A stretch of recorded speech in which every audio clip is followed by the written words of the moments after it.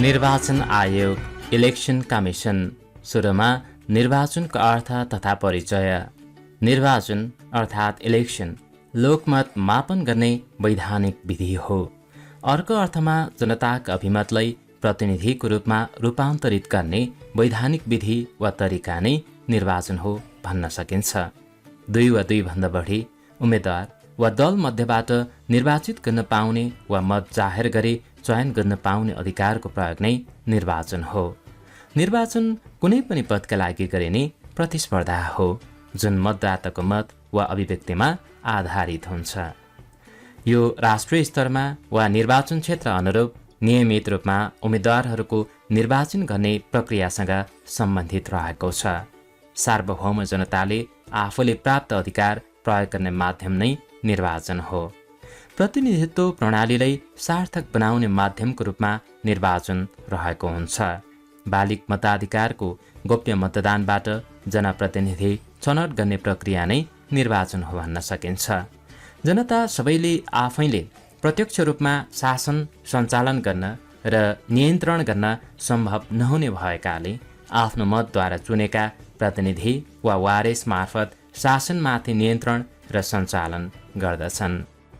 नेपालमा निर्वाचन आयोगको संवैधानिक विकासक्रम, जसमा सबैभन्दा पहिला नेपाल सरकारको वैधानिक कानुन 2004 को प्रसङ्ग। यस वैधानिक कानुन 2004 अन्तर्गत नेपालको संवैधानिक इतिहासमा सबैभन्दा पहिलो पटक व्यवस्थापिकाको रूपमा व्यवस्थापन सभाको प्रावधान राखिएका थिए। यसमा पञ्चायती सभा, केन्द्रीय सभा र व्यवस्थापक सभाको रूपमा तीनवटा अर्थात् 3 किसिमका विधायकी शक्तिहरूको व्यवस्था गरेका थिए। पञ्चायती सभाको व्यवस्था ग्राम पञ्चायत र त्यसै गरी नगर पञ्चायतमा थियो भने केन्द्रीय सभा श्री 3 महाराज, राष्ट्र सभा र भारदारी सभाबाट बन्द थियो। त्यसपछि नेपालको अन्तरिम शासन विधान 2007 मा निर्वाचन आयोग सम्बन्धीको व्यवस्था। नेपालको निमित्त एक विधान बनाउने, मन्त्री परिषदको निर्वाचन गर्नलाई सकेसम्म चाँडो उचित परिस्थिति सिर्जना गर्नु अन्तरिम सरकारको उद्देश्य हुने दफा 68 ले उल्लेख गरेका थिए। यस प्रावधानका लागि दफा 69 ले एउटा कमिसनको व्यवस्था गरेको थियो। निर्वाचनको निमित्त मताधिकारीहरूको नामावली तयार गर्ने कामको रेखदेख, नियन्त्रण र निर्देशन गर्न, निर्वाचन गराउन, निर्वाचन सम्बन्धी शङ्का र मुद्दा हेर्न निर्वाचन अदालत नियुक्त गर्ने अधिकार दिई त्यस्तो आयोगको प्रावधान गरिएको हो। त्यसपछि नेपाल अधिराज्यको संविधान 2015 मा निर्वाचन आयोगसँग सम्बन्धित व्यवस्था। नेपाल अधिराज्यको संविधान 2015 निर्वाचन व्यवस्थापन निकायका बारेमा उल्लेख गर्ने नेपालको सबैभन्दा पहिलो संविधान हो। यो संविधानको धारा 22 को उपधारा 3 ले श्री 5 बाट मौसुकको स्वविवेकमा नियुक्त एक निर्वाचन क्षेत्र विभाजन आयोगद्वारा प्रत्येक क्षेत्रमा मतदाताहरूको सङ्ख्या सकेसम्म समान हुने किसिमले निर्वाचन क्षेत्रहरू विभाजन हुनेछन् भन्ने व्यवस्था सबैभन्दा पहिलो पटक गरेका थिए। उक्त संविधानको धारा 22 को उपधारा 5 मा श्री 5 बाट मौसुकको स्वविवेकले निर्वाचन सञ्चालन कार्यको रेखदेख, निर्देशन र नियन्त्रणको कार्य गर्न सक्ने गरी एक निर्वाचन आयोग रहने भन्ने व्यवस्था गरेका थिए। त्यसपछि नेपालको संविधान 2019 मा निर्वाचन आयोगसँग सम्बन्धित व्यवस्था। नेपाल अधिराज्यको संविधान 2015 खारेज गरी राजा महेन्द्रले विक्रम सम्वत 2019 पुस 1 गते नेपालको संविधान 2019 को घोषणा गरेका थिए। नेपालको संविधान 2019 ले गाउँ, नगर र जिल्ला पञ्चायत तथा अञ्चल सभाको व्यवस्था गर्दै देशको व्यवस्थापिकाको रूपमा राष्ट्रिय पञ्चायतको गठन गर्ने व्यवस्था गरेका थिए। उक्त संविधानको धारा 78 मा निर्वाचन आयोग सम्बन्धी व्यवस्था रहेको थियो, जसमा प्रमुख निर्वाचन आयुक्त र आवश्यकता भएमा श्री 5 बाट निर्धारित सङ्ख्यामा अन्य निर्वाचन आयुक्त रहने भन्ने कुरा उल्लेख गरिएका थिए। त्यसपछि नेपाल अधिराज्यको संविधान 2047 मा निर्वाचन आयोगसँग सम्बन्धित व्यवस्था। यस संविधानले धारा 103 मा निर्वाचन व्यवस्थापनका लागि एउटा निर्वाचन आयोगको व्यवस्था गरेको थियो, जसमा प्रमुख निर्वाचन आयुक्त र आवश्यकताअनुसार अन्य निर्वाचन आयुक्तहरू रहने भन्ने व्यवस्था गरेका थिए। प्रमुख निर्वाचन आयुक्तका अतिरिक्त अन्य निर्वाचन आयुक्त नियुक्त भएमा प्रमुख निर्वाचन आयुक्तले आयोगको अध्यक्ष भई काम गर्ने भन्ने व्यवस्था पनि उक्त संविधानले राखेका थिए। त्यस्तै आयुक्तहरूको नियुक्ति संवैधानिक परिषदको सिफारिसमा श्री 5बाट हुने र निर्वाचन आयोगको काम, कर्तव्य र अधिकार धारा 104 मा उल्लेख भए बमोजिम हुने भन्ने कुरा यो संविधानले उल्लेख गरेका थिए। त्यसपछि नेपालको अन्तरिम संविधान 2063 मा निर्वाचन आयोगसँग सम्बन्धित व्यवस्था। नेपालको अन्तरिम संविधान 2063 ले पनि निर्वाचन व्यवस्थापन गर्ने निकायको रूपमा निर्वाचन आयोगको व्यवस्थालाई निरन्तरता दिएको पाइन्छ।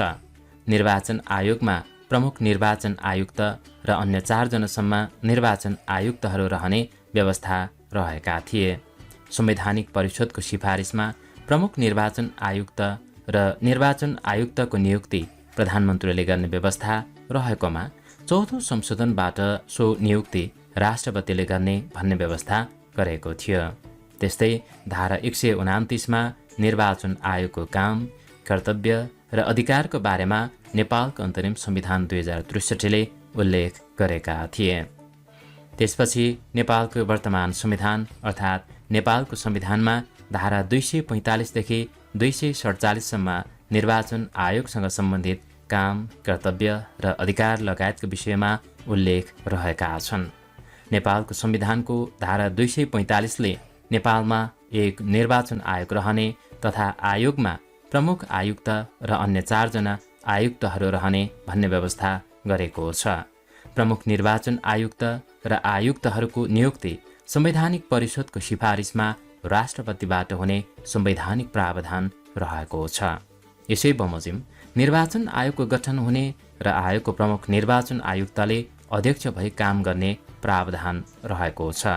प्रमुख निर्वाचन आयुक्त र अन्य आयुक्तको पदावधि नियुक्त भएको मितिले 6 वर्षको हुने तर 65 वर्ष उमेर पूरा भएमा सोही अवधिसम्म मात्रै पदमा बहाल रहने संवैधानिक व्यवस्था रहेको छ। त्यस्तै निर्वाचन आयोगको पदाधिकारीको लागि आवश्यक योग्यताको सम्बन्धमा नेपालको संविधानको धारा 245 को उपधारा 6 मा व्यवस्था गरेको छ।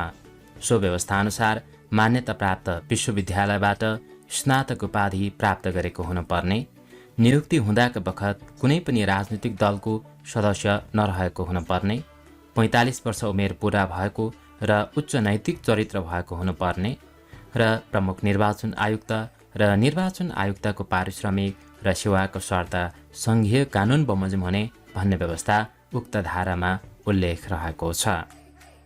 त्यसपछि निर्वाचन आयोगका पदाधिकारीहरूको पुनः नियुक्ति सम्बन्धीका व्यवस्था। निर्वाचन आयोगको प्रमुख निर्वाचन आयुक्त तथा अन्य आयुक्तको पुनः नियुक्ति नहुने तर निर्वाचन आयुक्तलाई प्रमुख निर्वाचन आयुक्तको पदमा नियुक्ति गर्न सकिने भन्ने व्यवस्था रहेको छ। कुनै निर्वाचन आयुक्त प्रमुख निर्वाचन आयुक्तको पदमा नियुक्ति भएमा निजको पदावधि गणना गर्दा आयुक्त पदमा भएको अवधिलाई समेत जोडी गणना गरिने संवैधानिक प्रावधान रहेको छ। निर्वाचन आयोगको प्रमुख निर्वाचन आयुक्त र आयुक्त भइसकेको व्यक्ति अन्य सरकारी सेवामा नियुक्तिका लागि ग्राह्य नहुने भन्ने प्रावधान रहेको छ। तर कुनै पनि राजनीतिक पदमा वा कुनै विषयको अनुसन्धान, जाँचबुझ वा छानबिन गर्ने वा कुनै विषयको अध्ययन वा अन्वेषण गरेर राय, मन्तव्य वा सिफारिस पेश गर्ने पदमा भने नियुक्ति भई काम गर्न सक्ने भन्ने व्यवस्था यो संविधानमा रहेको छ। त्यसपछि नेपालको संविधानको धारा 245 मा उल्लेख भएअनुसार निर्वाचन आयोगका पदाधिकारीहरूको पद रिक्त हुने अवस्था। निर्वाचन आयोगका प्रमुख आयुक्त वा अन्य आयुक्तले राष्ट्रपति समक्ष लिखित राजीनामा दिएमा, 65 वर्ष उमेर पूरा भएमा, 6 वर्षीय कार्यकाल समाप्त भएमा, निजको मृत्यु भएमा र त्यस्तै गरी शारीरिक वा मानसिक अस्वस्थताको कारण सेवामा रही कार्य सम्पादन गर्न असमर्थ रहेको भने संवैधानिक परिषदको सिफारिसमा राष्ट्रपतिले पदमुक्त गरेमा पद रिक्त हुने व्यवस्था रहेको छ। त्यस्तै नेपालको संविधानको धारा 246 अनुसार निर्वाचन आयोगको काम, कर्तव्य र अधिकार सम्बन्धी व्यवस्था। संविधान र सङ्घीय कानुनको अधीनमा रही राष्ट्रपति, उपराष्ट्रपति, सङ्घीय संसदका सदस्य, प्रदेशसभाका सदस्य, स्थानीय तहका सदस्यको निर्वाचनको सञ्चालन, रेखदेख, निर्देशन र नियन्त्रण गर्ने तथा निर्वाचनको प्रायोजनका लागि मतदाताको नामावली तयार गर्ने। त्यसपछि अर्कोमा राष्ट्रपति, उपराष्ट्रपति, सङ्घीय संसदका सदस्य, प्रदेशसभा सदस्य वा स्थानीय तहका सदस्यका लागि उम्मेदवारीको मनोनयन दर्ता भइसकेको तर निर्वाचनको परिणाम घोषणा भइ नसकेको अवस्थामा कुनै पनि उम्मेदवारको योग्यताको सम्बन्धमा प्रश्न उठेमा त्यसको निर्णय गर्ने अधिकार निर्वाचन आयोगसँग निहित रहेको हुन्छ। त्यस्तै संविधान र सङ्घीय कानुन बमोजिम राष्ट्रिय महत्त्वको विषयमा जनमत सङ्ग्रह गर्ने तथा गराउने र त्यस्तै निर्वाचन आयोगले आफ्नो काम, कर्तव्य र अधिकारमध्ये कुनै काम, कर्तव्य र अधिकार प्रमुख निर्वाचन आयुक्त, कुनै निर्वाचन आयुक्त वा सरकारी कर्मचारीले तोकिएको शर्तका अधीनमा रही प्रयोग तथा पालना गर्ने गरी प्रत्यायोजन गर्न सकिन्छ भने अन्त्यमा निर्वाचन आयोगको अन्य काम, कर्तव्य र अधिकारको सन्दर्भमा यस्तो काम, कर्तव्य र अधिकार तथा कार्यविधि सङ्घीय कानुन बमोजिम हुने भन्ने व्यवस्था रहेको छ। निर्वाचन र निर्वाचन आयोगसँग सम्बन्धित यी संवैधानिक प्रावधानहरूको प्रसङ्गपछि अन्य केही थप महत्त्वपूर्ण जानकारीहरू। आधुनिक निर्वाचनको प्रारम्भ भएको प्रसङ्ग। आधुनिक निर्वाचनको प्रारम्भ निर्वाचनका आधारभूत सिद्धान्तहरूलाई अङ्गीकार गर्दै सन् 1788-89 सम्पन्न प्रथम अमेरिकी राष्ट्रपतिको निर्वाचनलाई मानिन्छ। यस निर्वाचनले राष्ट्रपतिको निर्वाचन गर्नुका अतिरिक्त अमेरिकी संविधानको अनुमोदन र अमेरिकी काङ्ग्रेसको निर्वाचन समेत गरेका थिए। राष्ट्रपतिको पदावधि 4 वर्ष तोकी आवधिक निर्वाचनको प्रारम्भ भएको हुनाले यसैले आधुनिक निर्वाचनको प्रस्थान बिन्दु मान्ने गरेको हो। विश्वमा सर्वप्रथम महिलालाई मताधिकार प्रदान गरिएको प्रसङ्ग। विश्वमा निर्वाचनको प्रारम्भ भएसँगै सबैभन्दा पहिला महिला र पुरुषलाई समान मताधिकार प्रदान गरिएको पाइँदैन। सन् 1869 अमेरिकामा सम्पन्न स्थानीय, प्रान्तीय वा कुनै क्षेत्र विशेषको निर्वाचनमा महिलाहरूलाई मताधिकार प्रदान गरेको पाइन्छ। तर राष्ट्रिय निर्वाचनमा भने सर्वप्रथम महिलालाई मताधिकार प्रदान गर्ने देश न्युजिल्यान्ड हो। सन् 1893 महिलालाई न्युजिल्यान्डले मताधिकार प्रदान गरेका थिए। हाल विश्वका प्राय सबैजसो देशहरूमा समान मताधिकारको प्रत्याभूति गरिएको पाइन्छ। त्यसपछि नेपालमा निर्वाचन आयोगका प्रथम प्रमुख निर्वाचन आयुक्तको प्रसङ्ग। सुरेन्द्र बहादुर बस्नेत विक्रम सम्वत 2023 संवैधानिक अङ्गको रूपमा स्थापित निर्वाचन आयोगका पहिलो प्रमुख निर्वाचन आयुक्त हुनुभएको थियो। विक्रम सम्वत 2008 लालमोहर सदर भएको जनप्रतिनिधित्व ऐन बमोजिम निर्वाचन प्रायोजनका लागि विक्रम सम्वत 2008 कार्तिक 26 गते राजा त्रिभुवनबाट सुवर्ण शमशेरलाई प्रधान निर्वाचन कमिश्नर र प्रद्युम्नलाल राजभण्डारीलाई निर्वाचन कमिश्नर पदमा नियुक्त गरिएका थिए।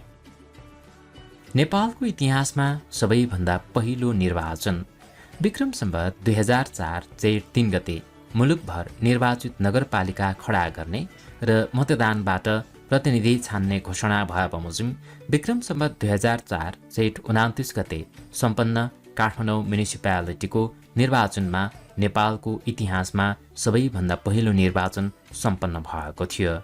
यसमा काठमाडौँका सहरी क्षेत्रका जनताले आफ्नो प्रतिनिधि आफै छान्नका लागि मताधिकारको प्रयोग गरेका थिए। यस निर्वाचनमा महिलाहरूले पनि भोट हाल्न पाउनुपर्छ भनी श्री 3 पद्म शमशेर समक्ष माग राखे तापनि 21 वर्ष उमेर पुरा गरेका पुरुषहरूको नाम मात्रै यसमा समावेश गरिएको थियो। त्यसपछि नेपालमा सर्वप्रथम महिलाहरूलाई मताधिकार प्रदान गरिएको सन्दर्भ विक्रम सम्वत 2007 सालपछि स्थानीय निकायले जनप्रतिनिधिमूलक तथा जनमुखी बनाउन नगरपालिका कानुन तर्जुमा गरेका थिए। यसबाट काठमाडौँ म्युनिसिपालिटीलाई साबिकको 21 वटा वडाको पुनः संरचना गरी 18 वटा वडा काम गरेका थिए। सोही बमोजिम काठमाडौँ नगरपालिकामा विक्रम सम्वत 2010 भदौ 17 गते सम्पन्न निर्वाचनमा 21 वर्ष उमेर पुरा गरेका महिला तथा पुरुषहरूको नाम मतदाता नामावलीमा समावेश गरेका थिए। उक्त निर्वाचनबाट नेपालको निर्वाचन इतिहासमा सबैभन्दा पहिला महिलाहरूले उम्मेद्वार बन्ने र मताधिकारको प्रयोग गर्ने अवसर प्राप्त गरेका थिए। नेपालको प्रथम निर्वाचित महिला जनप्रतिनिधि साधना देवी प्रधान नेपालको सबैभन्दा पहिलो अर्थात् प्रथम निर्वाचित महिला जनप्रतिनिधि हुन्। विक्रम सम्वत 2010 भदौ 17 गते सम्पन्न काठमाडौँ नगरपालिकाको निर्वाचनमा वडा नम्बर 8बाट उम्मेद्वार हुन भई उहाँ निर्वाचित हुनुभएको थियो। सो निर्वाचनमा वडा नम्बर 8मा कुल 4113 अर्थात् 53% मत खसेको थियो, जसमध्ये 2455 अर्थात् खसेको मतको 59.68% मत प्राप्त गर्न भई साधना देवी प्रधान निर्वाचित हुनुभएको थियो। त्यस्तै नेपालको पहिलो जननिर्वाचित प्रधानमन्त्री विक्रम सम्वत 2015 फागुन 7 गते सुरु भई 2016 वैशाख 21 गते सम्पन्न नेपालको पहिलो आम निर्वाचनमा नेपाली काङ्ग्रेसका तर्फबाट कुल 109 जना प्रतिनिधि सभा सदस्यमध्ये 74 सदस्य निर्वाचित भएका थिए।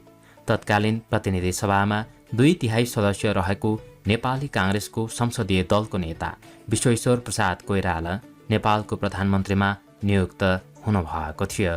यसरी नियुक्त प्रधानमन्त्री विश्वेश्वर प्रसाद कोइराला नै नेपालको इतिहासमा पहिलो जननिर्वाचित प्रधानमन्त्री हुन्। त्यसपछि नेपालको पहिलो निर्वाचित महिला सांसदको सन्दर्भ विक्रम सम्वत 2015 को पहिलो आम निर्वाचनमा नेपाली काङ्ग्रेसका तर्फबाट द्वारिका देवी ठकुरानी निर्वाचित हुनुभएको थियो। निर्वाचन क्षेत्र नम्बर 66 डडेलधुराबाट उम्मेद्वार हुनुभएकी द्वारिका देवी ठकुरानीले 3903 मत प्राप्त गरी विजयी भई सांसद हुनुभएको थियो। पहिलो आम निर्वाचनपछि गठित मन्त्रीमण्डलमा ठकुरानी उपमन्त्री बन्नुभएको थियो। द्वारिका देवी ठकुरानी नै नेपालको सबैभन्दा पहिलो निर्वाचित महिला सांसद तथा मन्त्री हुन्। निर्वाचन आयोग तथा निर्वाचनसँग सम्बन्धित यो प्रस्तुति यति नै। यो प्रस्तुति सम्बन्धमा तपाईँको कुनै सल्लाह सुझाव र प्रतिक्रिया रहेको छ भने तल कमेन्ट गर्नुहोला। यतिन्जेल यो प्रस्तुति हेरेर साथ दिनुभएकोमा तपाईँले धेरै धेरै धन्यवाद। Thank you. By by. Good lock.